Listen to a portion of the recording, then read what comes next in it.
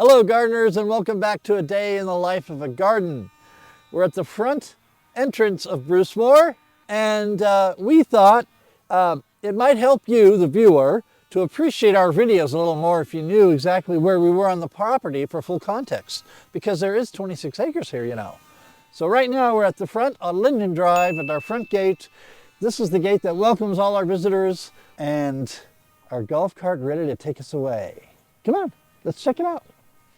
My name is David Morton. I'm the Landscape Curator here at Brucemore. It's a 26-acre estate located in Cedar Rapids, Iowa, and it's one of the few National Trust historic sites in the Midwest. And this show is about how to create this little piece of paradise in your own backyard. A day in the life of a gardener.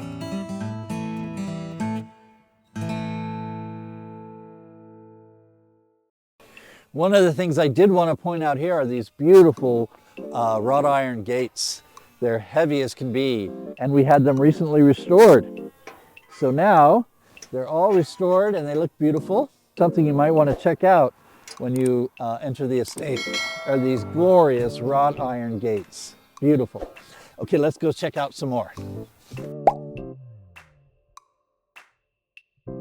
This is the woodland area of the estate.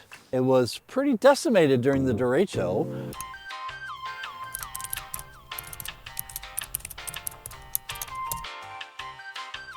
Oh, okay. But we have replanted and begun our landscape restoration right here. This is why this fence is here, because many of the trees and shrubs that we planted in there are young, and we don't want the deer destroying them. And this is a deer fence to help keep them out. However, the little buggers still figure out how to get in. But it served its purpose, and we're very grateful to have had it. Come on in and we'll look around here a little bit. Of course, it's still winter, so things haven't been, are still coming out.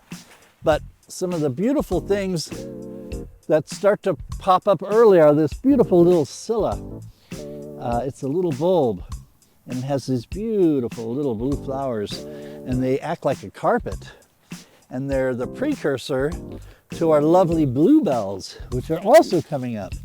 And these give an even more beautiful statement because of the flowers are a little bit bigger. These look pink, the buds are pink, but when they open up, they're more of a blue. And they also create this beautiful blue carpet, one of the prettiest things to see in spring. We also have some trees and shrubs that we planted in here. You'll see the little buckets were the way that we watered them. We would fill those buckets up at least twice a week if we didn't get any rain.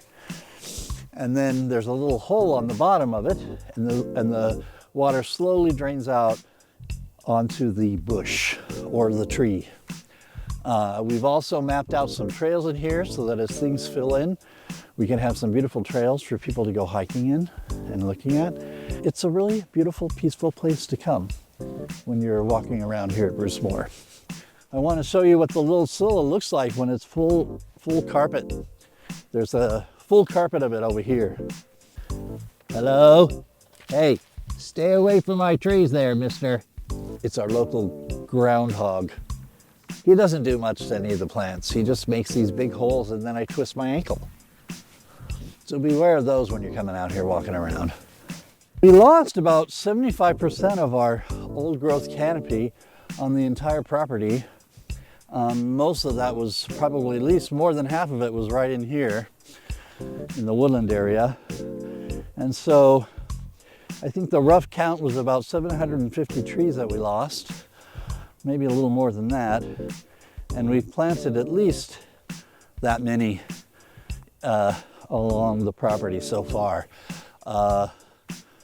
including shrubs and trees as well, as we try to restore the landscape from that devastating storm.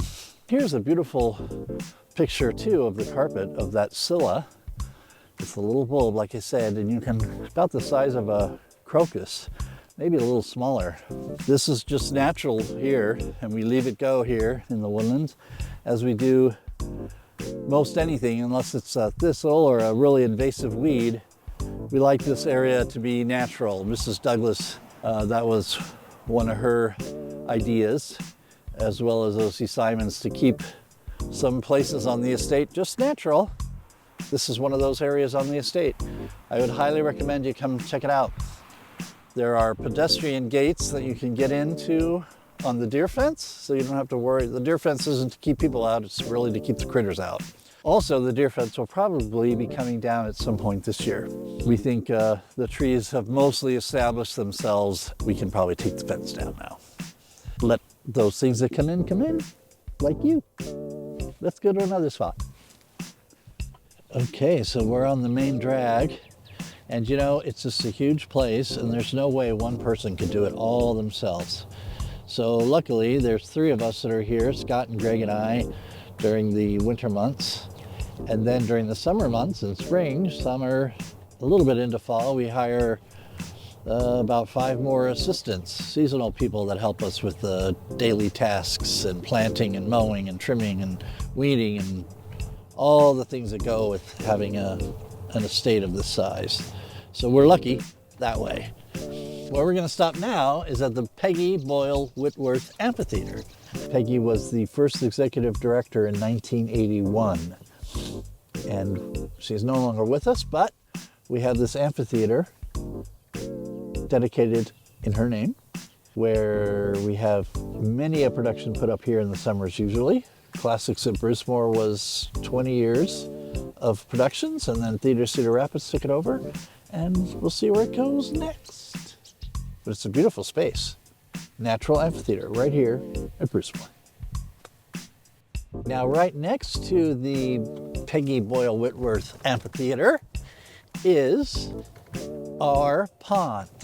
Around here are some cattails that grow naturally. We also have some flag iris that grow naturally around here. There's some burning bush across the way there. It's not leafed out yet, but in the fall, it's just a gorgeous, gorgeous plant, and it reflects so beautifully in the water when it's in its full red glory. This pond is home to some little ducks, as you can see, but there's also fish and tadpoles and frogs that come out of there. In the summertime, the frogs will hatch, and there'll be these little teeny tiny frogs, and they jump all over the property, and you got to be very careful not to step on the little guys. We're also going to be doing some restoration in this pond. Not sure quite when, but it is slated for some restoration work.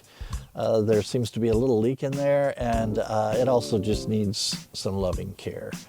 But there are flag iris, and I've been putting lilies in the pond, and those have been taking off, and there's some pussy willow and some other natural plants. Forsythia over there, they're sleeping, they're tired like we are. I want to sleep. Even though it needs restoration work, there's still some beautiful little seats right here. There's an Adirondack chairs that you can come and enjoy. It's one of the more popular spots of the estate. People sit here and have their lunches or talk on the phone or whatever they want to do. Sometimes they take a nap there.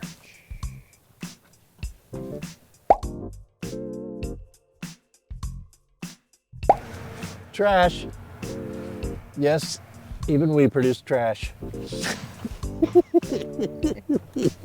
This is still the working part of the estate, and this is the Carriage House. We have events that happen inside the Carriage House, and our administrative offices are on the top floor of the Carriage House. And we have meeting spaces in here in the Carriage House. This building is early 1900s and used to house all the equipment and where all of our gardeners would come and have their meetings and discuss what was going to happen next for that day and what they were going to do out in the garden. There are some beautiful little old style planters here. They're not historic, but they're old planters that we like to plant up here in the spring and summer months. There's also this beautiful space right in here where we have music in the courtyard. People gather around and listen to some local musicians. There's also these beautiful little fruit bowls on the top, and these are kind of throughout the estate actually. These were just restored 2 years ago, I want to say now. Then there's some privet hedge planted along next to the building, as well as a few other beds on either side of the building. And one of the most curious parts of this building is the lion's den. Let's go check that out. Okay, so this is the lion's den. 3 different lions, 3 different times, but they were all named Leo. And it was like a family pet. Mr. Hall had a pet lion. He treated it just like his dog's King. And I'm assuming they got along. Wouldn't you like your own lion?